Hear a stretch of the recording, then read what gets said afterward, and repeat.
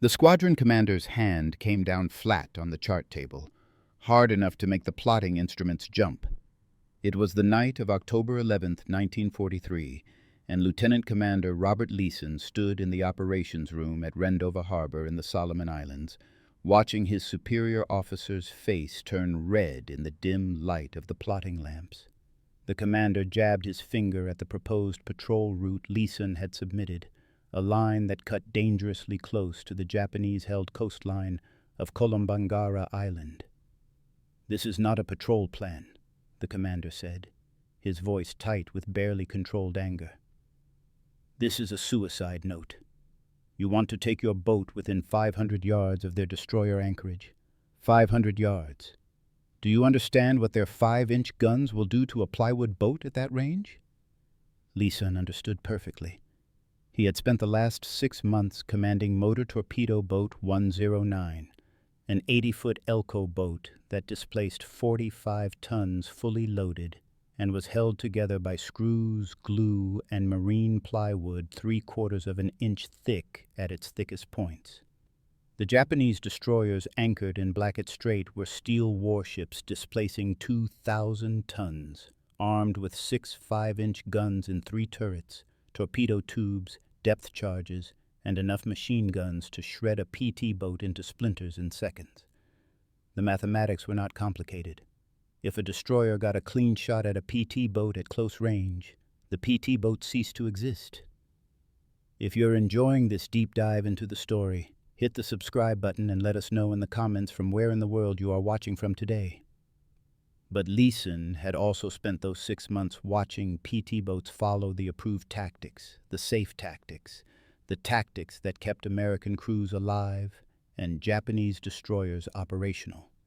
Standard doctrine called for PT boats to attack from maximum torpedo range, approximately 1,000 to 1,500 yards, launch their Mark 8 torpedoes, and immediately withdraw at high speed under cover of smoke. The torpedoes, in theory, would run true and strike the target. In practice, the Mark 8 torpedo was one of the most unreliable weapons in the American arsenal. Its depth control was erratic. Its magnetic exploder, when it worked at all, often detonated prematurely. Its contact exploder frequently failed to detonate on impact. Leeson had personally witnessed 11 torpedo runs against Japanese shipping in the previous 4 months. Not one had resulted in a confirmed kill. The standard tactics were not working. The Japanese were running supply convoys down through the slot, the narrow channel between the Solomon Islands, almost every night. They called it the Tokyo Express, and it was keeping their garrisons supplied, their troops fed, their positions reinforced. American PT boats intercepted these runs regularly, launched torpedoes from safe distances, claimed hits, and withdrew. The Japanese ships kept coming. Something had to change, and Leeson believed he knew what that something was. "Sir," Leeson said, keeping his voice level, "our torpedoes are unreliable at long range. The Mark 8 needs time to arm, and if we're launching from 1,500 yards in choppy seas at night, we're giving the target time to maneuver. I'm proposing we go in close, within 300 to 500 yards, launch at point-blank range, and get out before they can bring their main batteries to bear."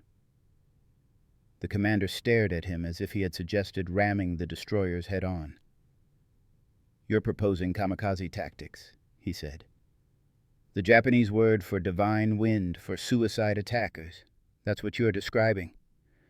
You want to drive a plywood boat, loaded with high-octane gasoline and torpedoes, into gun range of a warship specifically designed to destroy small surface vessels. This is not approved doctrine. This is not how PT boats fight. Request denied." Leeson left the operations room knowing he had lost the argument but not his conviction. The squadron commander was right about the danger. He was wrong about the necessity. Somewhere out in the darkness of Blackett Strait, Japanese destroyers were preparing for another supply run, and Leeson was preparing to prove that sometimes the most dangerous tactic was the only effective one. To understand why Leeson's proposal seemed suicidal, and why his superiors rejected it with such vehemence, you must first understand what a PT boat was and what it was never meant to be. The motor torpedo boat program had emerged from American observations of British coastal motorboats and Italian MAS boats in the early years of the war. The concept was simple and appealing. Build small, fast, cheap boats armed with torpedoes. Use them in coastal waters, harbors, and narrow straits where larger warships could not effectively operate. Strike from ambush, launch torpedoes, and disappear into the night before the enemy could respond. It was asymmetric warfare, David versus Goliath, and it fit perfectly with American assumptions about innovation and individual initiative overcoming brute force. The Elco 80-foot PT boat, the type Leeson commanded, was a marvel of lightweight construction and powerful engineering. The hull was marine plywood over wooden frames, built in 3 layers with the grain running in different directions for strength. The entire structure was held together with thousands of bronze screws and marine glue. The result was a hull that weighed remarkably little and could be repaired quickly with basic carpentry tools. 3 Packard 12-cylinder gasoline engines, each producing 1,500 horsepower, drove the boat through 3 bronze propellers. With all 3 engines at full throttle, an Elco boat could reach 41 knots, nearly 47 miles per hour in calm seas. The fuel tanks held 3,000 gallons of 100-octane aviation gasoline, giving the boat a range of approximately 500 miles at cruising speed. The armament varied depending on availability and commander preference, but a typical configuration in late 1943 included 4 Mark 8 torpedoes in tubes mounted on the deck, 1 20mm Oerlikon cannon mounted forward, 1 37mm cannon mounted aft, and multiple 50-caliber machine guns positioned around the deck. The crew consisted of 12 to 14 men, officers and enlisted, all volunteers. They lived aboard during extended patrols, sleeping in cramped bunks below deck, eating cold rations, and maintaining constant readiness for action. There was no armor. There was no protection beyond speed and the cover of darkness. If something went wrong, if the engines failed or the boat took fire, the crew's survival depended entirely on how quickly they could abandon ship before the gasoline tanks exploded. The Navy's doctrine for employing these boats reflected their vulnerabilities. PT boats were not meant to engage in sustained combat. They were meant to strike and run.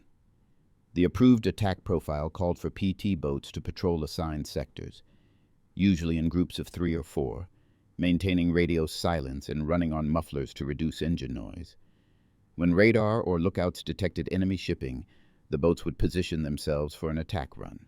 They would approach to approximately 1,000 yards, just within effective torpedo range, illuminate the target with searchlights if necessary, launch torpedoes, and immediately reverse course while laying smoke. The entire engagement, from first detection to final withdrawal, should take no more than 10 to 15 minutes. Speed and surprise were the only advantages PT boats possessed. Doctrine emphasized using both and never trading them for closer range or better firing solutions. This doctrine had been developed through careful analysis of British coastal motorboat operations in the Mediterranean and Channel waters. It had been refined through American experience in the Philippines in the early months of the war, where Lieutenant John Bulkeley's PT boats had operated against Japanese invasion forces.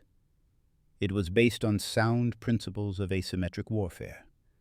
Small, fast boats should not engage in close-quarters combat with heavily armed warships. They should harass, disrupt, and withdraw. Survival depended on following these principles.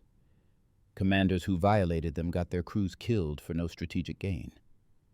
The doctrine was not merely cautious.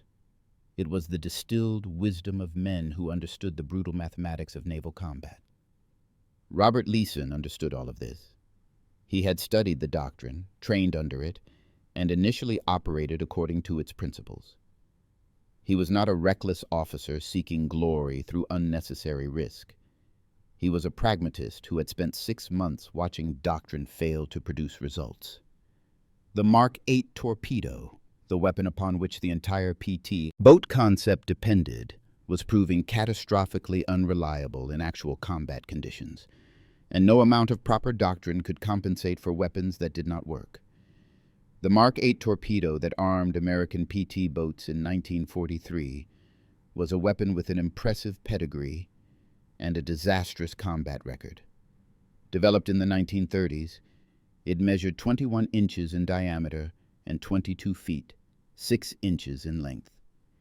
It weighed nearly 3,000 pounds, fully loaded with a 666-pound Torpex warhead. A steam turbine engine powered by compressed air and alcohol fuel drove it through the water at speeds up to 46 knots with a maximum range of 6,500 yards at higher speeds or 16,000 yards at reduced speed. On paper, it was a formidable weapon. In reality, it was plagued by problems that would not be fully resolved until 1944. The Mark 8 suffered from the same fundamental flaws as its larger cousin, the Mark 14 submarine torpedo. The magnetic influence exploder, designed to detonate the warhead when it passed through the magnetic field beneath a ship's hull, was overly sensitive to variations in the Earth's magnetic field. In the South Pacific, where magnetic anomalies were common, the Mark 8 frequently detonated prematurely, exploding hundreds of yards short of its target. The contact exploder, meant to detonate on direct impact, had a firing pin mechanism that often failed when the torpedo struck at angles other than perpendicular. A glancing blow or a hit at a shallow angle frequently resulted in a dud.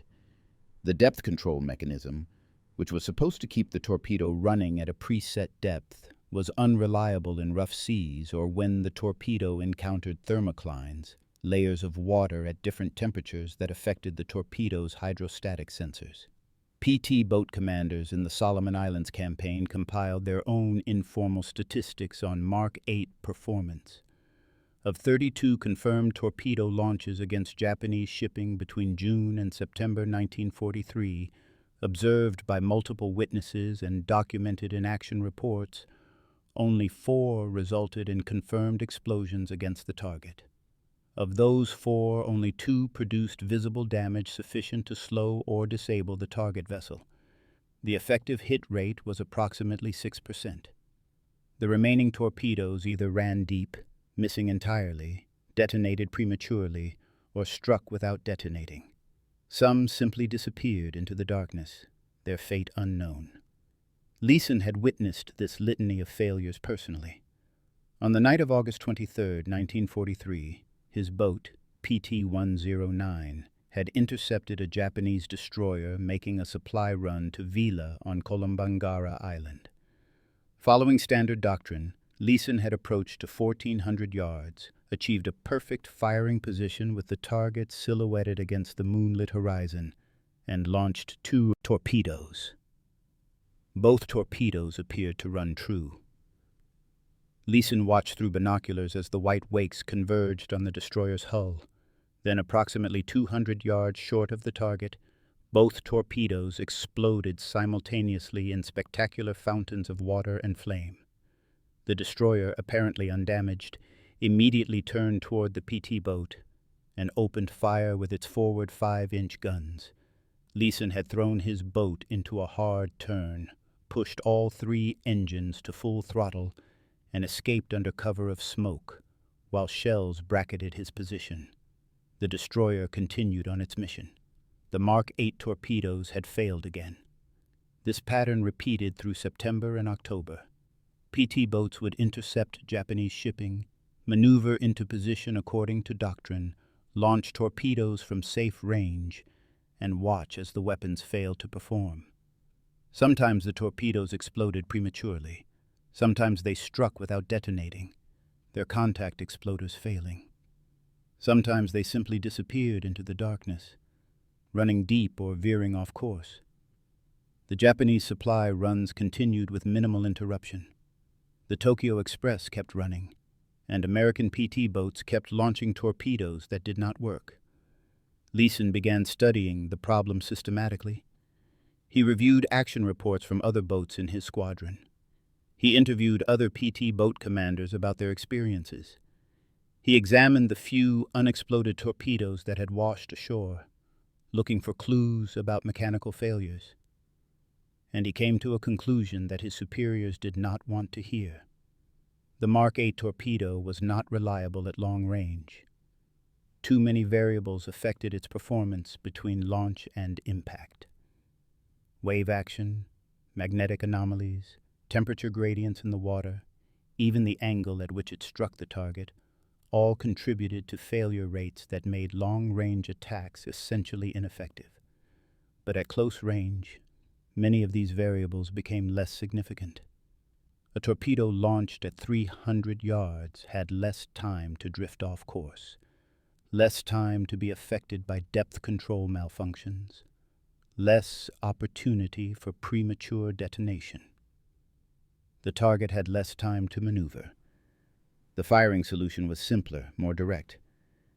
Even with a faulty contact exploder, the sheer kinetic energy of a 3,000-pound torpedo striking a hull at 40 knots would cause significant damage. Close-range attacks would not solve all the Mark 8's problems, but they would dramatically improve the probability of hits and the probability that those hits would cause meaningful damage. The cost, of course, would be measured in the vulnerability of the attacking PT boat. At 300 yards, a PT boat was well within effective range of every weapon system on a Japanese destroyer. The 5-inch main guns could hit a small, fast target at that range if the gunners were skilled and the fire control was adequate. The 25mm machine guns mounted throughout Japanese destroyers were specifically designed to engage small surface craft. They could traverse quickly, fire rapidly, and saturate an area with exploding shells. A single 25mm hit on a PT boat's plywood hull could penetrate, and if the round struck near fuel tanks or ammunition, the result would be catastrophic. The 3,000 gallons of high-octane gasoline that powered a PT boat's engines would ignite instantly if exposed to incendiary rounds. The boat would become an inferno, giving the crew perhaps seconds to abandon ship before the entire vessel was consumed. Leeson calculated these risks carefully. He was not proposing close-range attacks because he failed to understand the danger. He was proposing them because he understood that the current tactics were failing to achieve results. And in war, tactics that fail to achieve results must be changed regardless of risk. The Japanese were running supply convoys almost every night. Those supplies were sustaining Japanese garrisons, prolonging the war, costing American lives in ground combat. If PT boats could not interdict these supply runs effectively, their entire mission was pointless. The boats, the fuel, the torpedoes, the crews, all were being expended without strategic effect. That was unacceptable to Leeson. He believed close-range attacks, despite their danger, offered a better probability of success than continuing tactics that were demonstrably not working. His superiors disagreed. The squadron commander who rejected Leeson's patrol plan in October was not being unreasonable or cowardly. He was following established doctrine, protecting his crews and avoiding tactics that appeared suicidal. From his perspective, Leeson was proposing to trade the PT boat's primary advantages, speed and range, for a marginal increase in torpedo effectiveness. The risk-reward calculation did not justify the change. Better to continue standard attacks and accept lower success rates than to lose boats and crews in close quarters engagements where the enemy's superior firepower would inevitably prevail. It was a defensible position based on sound tactical principles and a proper concern for the lives of the men under his command. But Leeson had reached a different conclusion, and he was not alone. Other PT boat commanders in the South Pacific were arriving at similar assessments through their own combat experience. The doctrine was failing. The weapons were failing. Something had to change. The question was whether that change would come from official channels, through careful analysis and revised doctrine, or whether it would come from individual commanders willing to experiment with unauthorized tactics in combat. Leeson chose the latter course. He would follow the spirit of his orders while finding ways to test his theories in actual engagements. And on the night of November 1st, 1943, he would get his opportunity. If you find this story engaging, please take a moment to subscribe and enable notifications. It helps us continue producing in-depth content like this. The night of November 1st was moonless, with scattered clouds reducing visibility to less than a mile. The sea was relatively calm, with swells running 3 to 4 feet, typical conditions for the slot in early November. PT-109 departed Rendova Harbor at 1900 hours as part of a 3-boat patrol assigned to intercept Japanese shipping in Blackett Strait. The other boats in the patrol were PT-157 and PT-162, both commanded by officers Leeson knew and respected. The 3 boats ran north at cruising speed, approximately 25 knots, maintaining a spread formation with approximately 1 mile separation between boats. At 22:15 hours, the radar operator on PT-157 detected surface contacts to the northwest, range approximately 12,000 yards. The contacts were moving southeast at high speed, estimated at 28 knots. The radar signatures were consistent with destroyers, likely 2 or 3 vessels running in column formation. This was a typical Tokyo Express run, destroyers carrying supplies and personnel to Japanese garrisons, using their speed to make the round trip in a single night and minimize exposure to American air attack. The PT boats maneuvered into intercept positions, communicating by low-power radio and coordinating their approach. Standard doctrine called for the boats to split up, attack from different angles to divide the defenders' fire, launch torpedoes from approximately 1,000 to 1,500 yards, and withdraw independently. Leeson acknowledged the plan over the radio, then made his decision. He would follow the plan initially, approach with the other boats, but when the time came to launch torpedoes, he would continue closing the range. He would test his theory about close-range attacks under actual combat conditions, and he would do it in a way that did not require him to openly disobey orders. He would simply interpret his attack position differently than doctrine specified. The 3 PT boats accelerated to 35 knots, running parallel to the destroyer column's projected track, positioning themselves for beam attacks from the starboard side. At 22:40 hours, at a range of approximately 3,000 yards, the Japanese destroyers detected the PT boats. Searchlights stabbed through the darkness, brilliant white beams sweeping across the water, seeking targets. The destroyers opened fire with their main batteries, 5-inch shells screaming overhead and impacting the water in towering splashes. The Japanese fire was initially inaccurate, the gunners aiming at radar contacts rather than visual targets, but as the searchlights found the PT boats, the fire became more precise. PT-157 and PT-162 began their attack runs, turning toward the destroyers and accelerating to full speed at approximately 1,500 yards. Both boats launched their torpedoes, 4 torpedoes total, aimed at the lead destroyer. The white wakes of the torpedoes were visible in the searchlight beams, and the Japanese destroyer immediately executed an emergency turn to port, presenting its stern to the incoming weapons. 2 of the torpedoes missed ahead of the turning destroyer. 1 ran deep and passed beneath the target without detonating. The 4th struck the destroyer's stern quarter at a glancing angle and failed to explode, the contact exploder malfunctioning on impact. The destroyer continued its turn, now firing on the retreating PT boats with its aft guns and machine guns.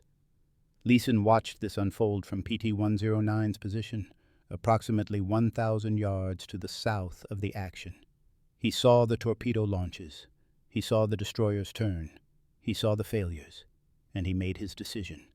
Instead of launching from maximum range and withdrawing as doctrine required, he pushed his throttles forward to full power and turned directly toward the destroyer column. His crew, sensing what he intended, braced themselves and checked their weapons. The gunners on the 20mm and 37mm cannons loaded their guns. The torpedo men stood ready at the torpedo tubes. The boat accelerated to 40 knots, the bow lifting as the 3 Packard engines roared at maximum power. The Japanese destroyers, focused on the 2 PT boats that had already attacked and were now withdrawing, did not immediately detect Leeson's approach. He was running from a different angle, coming in from the south while the other boats retreated to the east. The searchlights were pointed the wrong direction. By the time Japanese lookouts spotted PT-109, Leeson was already within 800 yards and closing fast. A searchlight found his boat, and immediately machine gun fire erupted from the nearest destroyer. 25mm rounds walked across the water toward the PT boat, close enough that Leeson could see the splashes and hear the distinctive crack of exploding shells. He held his course, running straight at the destroyer, watching the range close rapidly. 700 yards, 600 yards, 500 yards. At 450 yards, Leeson ordered the launch of 2 torpedoes aimed at the destroyer's midship section. The compressed air system fired. The torpedoes dropped into the water with twin splashes and their engines ignited immediately. Leeson watched just long enough to confirm both torpedoes were running true, then threw his boat into a hard turn to starboard while ordering smoke deployed. The PT boat heeled violently, spray flying, engines screaming, as it reversed course at full speed. Machine gun fire from the destroyer swept across the position where the PT boat had been seconds earlier. The 2 torpedoes, launched at point-blank range with minimal time for mechanical failures or course deviations, ran straight and true through the 450 yards of dark water separating PT-109 from the Japanese destroyer. The run time was approximately 20 seconds. The destroyer's captain, realizing the danger too late, attempted an emergency turn to port, but at that range and closing speed, the maneuver was futile. The first torpedo struck the destroyer amidships, just forward of the aft funnel, at 22:47 hours. The explosion was massive, a tower of flame and water rising 100 feet into the air, visible from every boat in the engagement area. The 666-pound Torpex warhead detonated properly, the contact exploder functioning as designed when the torpedo struck at near perpendicular angle with full kinetic energy behind it. The second torpedo struck 4 seconds later, approximately 30 feet aft of the first impact, hitting near the destroyer's aft engine room. This explosion was even more devastating. The warhead penetrated the destroyer's hull and detonated inside the engineering spaces, rupturing fuel tanks and steam lines. Secondary explosions followed as the destroyer's own depth charges and ammunition began to cook off in the fires. Within 90 seconds of the torpedo impacts, the destroyer was dead in the water, listing heavily to starboard, flames pouring from multiple compartments. Japanese sailors were abandoning ship, jumping into the dark water to escape the inferno. Leeson did not witness the full extent of the damage. He was already 1,500 yards away and accelerating, running at full speed through the darkness while Japanese machine gun fire from the other destroyers searched for his boat. His crew cheered, realizing they had achieved hits, but Leeson ordered silence and continued the withdrawal. The engagement was not over. 2 more Japanese destroyers were still operational, still firing, still dangerous. PT-109 ran south at maximum speed, engines straining until the searchlights and gunfire faded behind them. Only then did Leeson reduce speed and assess his boat for damage. The PT boat had taken no direct hits, but machine gun fire had come close enough to send splinters flying from near misses in the water. One crewman had minor lacerations from flying debris. The boat itself was intact, all systems functional, fuel and ammunition sufficient for continued operations. They had survived. More importantly, they had proven the concept. Close-range torpedo attacks, despite their danger, could achieve results that long-range attacks could not. The mathematics of armor penetration and explosive force were unforgiving at 400 yards. The torpedoes had less time to malfunction, less distance to drift off course, and struck with full kinetic energy. Even the notoriously unreliable Mark 8 worked when used at ranges where its flaws had less opportunity to manifest. PT-157 and PT-162 had witnessed the engagement from their withdrawal positions. Both commanders reported seeing the explosions and the destroyer's subsequent destruction. When the three PT boats rendezvoused at the prearranged point south of Blackett Strait at 23:30 hours, the other commanders wanted to know exactly what Leeson had done and how he had achieved such clear results. Leeson explained his approach, his reasoning about torpedo reliability at close range, and his decision to press the attack to 450 yards before launching. The other commanders listened carefully. They had all experienced the same frustrations with long-range torpedo attacks. They had all watched Mark 8s fail to perform. Leeson's success suggested a solution, albeit a dangerous one. The three boats returned to Rendova Harbor at 0200 hours on November 2nd. Leeson filed his action report, documenting the engagement in detail, including the range at which he had launched his torpedoes. He expected to be reprimanded for violating standard doctrine. Instead, he was summoned to a meeting with the squadron commander the following afternoon. The commander had reviewed the action reports from all three boats, had consulted with intelligence officers who confirmed the Japanese destroyer had been sunk, and had spent considerable time thinking about the implications. "Your attack was successful," the commander said, his tone carefully neutral. "You sank a destroyer. That's a confirmed kill, the first by a PT boat in this squadron in 3 months. But you violated doctrine to do it. You closed to ranges we specifically prohibit because they expose the boat and crew to unacceptable risk. You're aware of this." Leeson acknowledged that he was aware. He did not apologize or attempt to justify his actions through appeal to results. He simply stated that he believed the current doctrine was failing to achieve strategic objectives and that close-range attacks, while dangerous, offered better probability of success than continued adherence to tactics that were demonstrably ineffective. The commander considered this for a long moment. Then he made a decision that would influence PT boat operations for the remainder of the Solomon Islands campaign. He would not reprimand Leeson. He would not officially change doctrine, which was set at higher command levels beyond his authority to modify. But he would permit individual boat commanders to exercise tactical discretion in determining their attack ranges based on their assessment of conditions, enemy capabilities, and weapon reliability. In effect, he was authorizing Leeson's approach without formally endorsing it, allowing results to determine whether the tactics spread or died with the first commander who attempted them. Over the following 3 months, from November 1943 through January 1944, PT boat operations in the Solomon Islands underwent a quiet but significant evolution. Leeson conducted 4 more patrols, 3 of which resulted in engagements with Japanese shipping. In 2 of those engagements, he employed close-range attacks, closing to between 350 and 500 yards before launching torpedoes. Both attacks resulted in confirmed hits. One destroyed a destroyer, similar to the November 1st engagement. The other severely damaged a transport, forcing it to beach on Kolombangara Island, where it was destroyed by American aircraft the following morning. Leeson's third engagement, attempted from longer range due to weather conditions that made close approach too dangerous, resulted in torpedo failures consistent with the previous pattern of Mark 8 unreliability.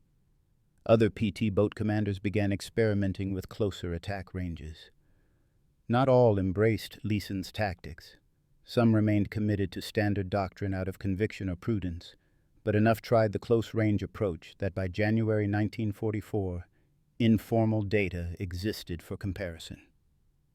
Action reports from November 1943 through January 1944 showed that PT boats launching torpedoes from ranges under 600 yards achieved hit rates of approximately 38%. PT boats launching from ranges over 1,000 yards achieved hit rates of approximately 7%. The difference was statistically significant and operationally meaningful. Close-range attacks were 5 times more effective than long-range attacks, despite the increased danger to the attacking boat. The cost in PT boats and crews was higher with close-range tactics, but not catastrophically so. 3 PT boats were lost to enemy fire during this period while conducting close-range attacks. 7 PT boats were lost during the same period while conducting standard long-range attacks, destroyed by enemy fire during approach or withdrawal, victims of the extended time they spent in the engagement area, while maneuvering for proper firing positions and waiting for weapons that often did not work. The close-range attacks were more dangerous in terms of instantaneous risk, the moment of maximum exposure when the PT boat was within enemy gun range, but they reduced the total time spent in the engagement area and produced results that justified the risk. By February 1944, close-range PT boat attacks had become common enough that higher command took notice. Squadron commanders compiled data, analyzed results, and submitted recommendations to fleet headquarters. The official doctrine was not immediately changed. Military bureaucracies moved slowly even in wartime, but informal guidance began to filter down from higher command levels. PT boat commanders were encouraged to use their judgment in determining attack ranges. Emphasis was placed on achieving hits rather than maintaining safe distances.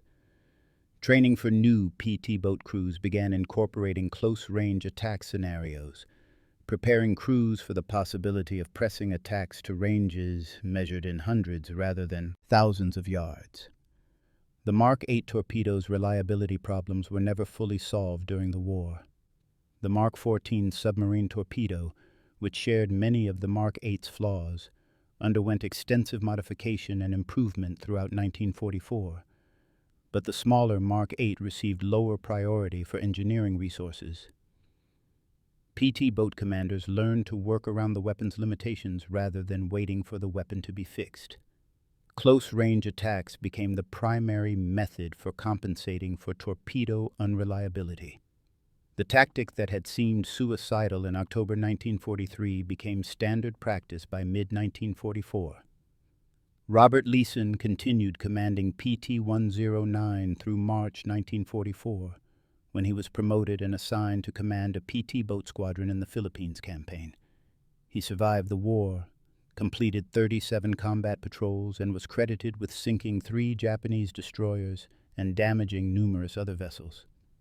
His innovations in close-range attack tactics were studied at PT boat training schools and influenced doctrine development for the remainder of the war. He never claimed credit for inventing these tactics. Many other commanders experimented with similar approaches independently, but his November 1st, 1943 engagement was documented as one of the first successful demonstrations that close-range attacks could work.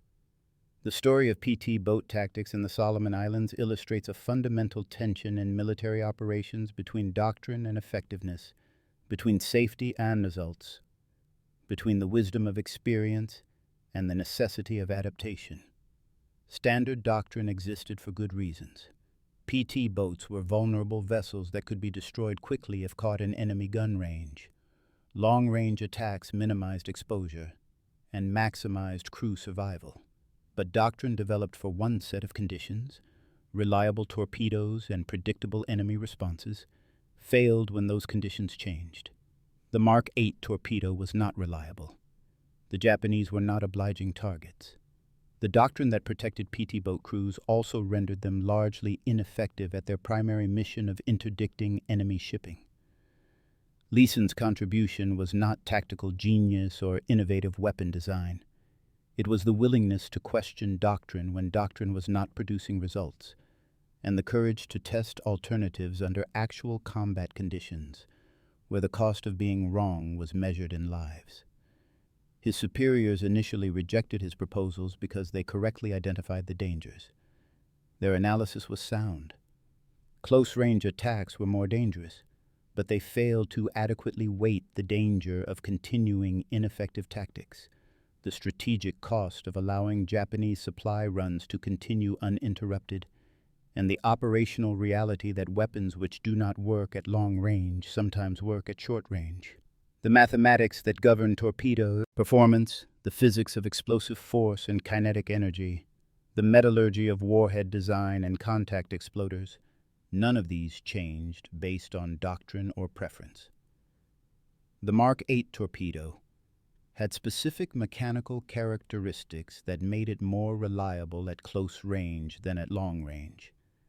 This was a factual matter, determined by engineering and observable in repeated trials. Doctrine that ignored these facts, however well-intentioned, was simply doctrine that did not correspond to reality. And in war, correspondence to reality matters more than adherence to established practice. The PT boat crews who pressed attacks to 400 yards knew they were taking enormous risks. They could see the Japanese destroyers, could see the gun flashes, could hear the machine gun rounds cracking through the air around them. They were not unaware of danger or indifferent to their own survival. They were making calculated decisions that close-range attacks, despite their danger, offered better probability of mission success than continuing tactics that consistently failed. Some of those crews died making those attacks. 3 PT boats lost in close-range engagements meant 36 to 42 men killed or missing, assuming standard crew sizes and accounting for survivors. Those deaths were not meaningless or pointless. They occurred in the process of determining what tactics worked and what tactics did not. The grim calculus of combat, where lessons are learned through blood and the cost of knowledge is measured in casualties. The broader lesson extends beyond PT boat tactics or torpedo reliability. Military organizations in all nations and all periods face the same fundamental challenge. Doctrine must be stable enough to provide consistent guidance and training, but flexible enough to adapt when circumstances change. The balance is difficult to achieve. Too much rigidity produces doctrine that persists long after it has become obsolete, sending men into battle with tactics that no longer work and weapons that no longer function as intended. Too much flexibility produces chaos, with every commander inventing their own approach and no institutional learning occurring. The optimal solution lies somewhere between these extremes, in systems that allow individual initiative while maintaining enough structure to identify what works and disseminate that knowledge throughout the force. The American military in World War II generally achieved this balance better than its adversaries. Individual commanders like Leeson were permitted to experiment with new tactics. When those tactics proved effective, they were studied, documented, and incorporated into training and doctrine. The institutional learning cycle operated relatively quickly, measured in months rather than years.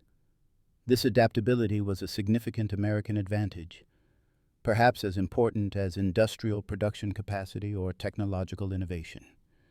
The ability to recognize when something was not working, to permit experimentation with alternatives, and to rapidly adopt what proved effective in combat, these organizational characteristics contributed substantially to American success in the Pacific War. The Japanese military, by contrast, struggled with doctrinal adaptation. Japanese naval doctrine emphasized aggressive surface action and night fighting, doctrines that had been effective in earlier conflicts, but which became increasingly costly as American radar technology and naval gunnery improved. Japanese commanders recognized these problems. Many wrote extensive reports documenting the difficulties, but the institutional structure did not adapt quickly enough to implement solutions before the strategic situation became irretrievable. The gap between what Japanese commanders knew from combat experience and what Japanese doctrine officially prescribed widened throughout the war, contributing to mounting losses and declining effectiveness. Robert Leeson's decision to press his attack to 450 yards on the night of November 1, 1943, was a small moment in a vast war. One PT boat, one commander's decision, one engagement among thousands.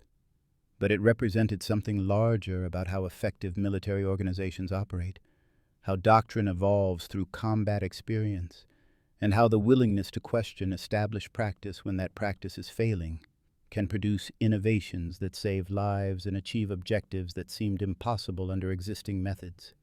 The admirals who initially banned his approach were not wrong to be concerned.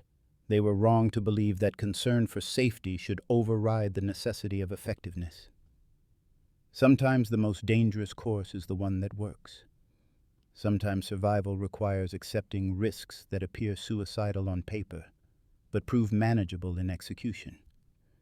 And sometimes the difference between victory and defeat lies not in superior weapons or overwhelming numbers, but in the willingness of individual commanders to trust their judgment when that judgment contradicts doctrine.